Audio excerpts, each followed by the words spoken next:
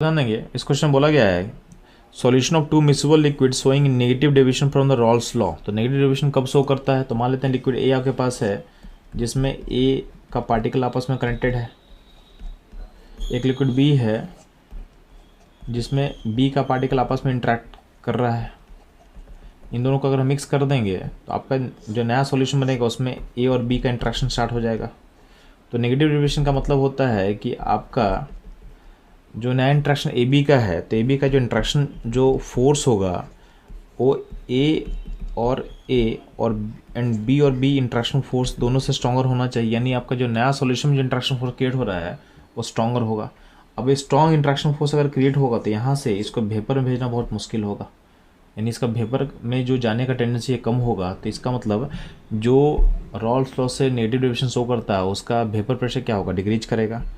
और चूंकि interaction force strong हो चुका है तो यहाँ पे इनका इंट्रैक्शन फोर्स, जिसको मैं आई एफ बोल रहा हूँ, आई एफ मतलब इंट्रैक्शन फोर्स, इंक्रीज करेगा। तो इनको दूर भेजना डिफ़िकल्ट होगा। इसका मतलब इनका बॉइलिंग पॉइंट भी क्या होगा? बॉइलिंग पॉइंट भी इंक्रीज करेगा। तो वेपर प्रेशर डिक्रीज कर रहा है क्योंकि वेपर में जाने की टेंडेंसी डिक्रीज किया। तो वेपर में अगर पार्टिकल नहीं जा रहा तो वेपर प्रेशर डिक्रीज करेगा, और इंट्रैक्शन फोर्स चूँकि बढ़ चुका है तो बॉइलिंग पॉइंट भी क्या होगा? इंक्रीज करेगा। इसका मतलब आपका जो फोर्थ ऑप्शन है ये आपके लिए करेक्ट होगा। तो बच्चों ये था इस क्वेश्चन का सॉल्यूशन और एनालिसिस। मूव करते हैं हम लोग नेक्स्ट क्वेश्चन पे।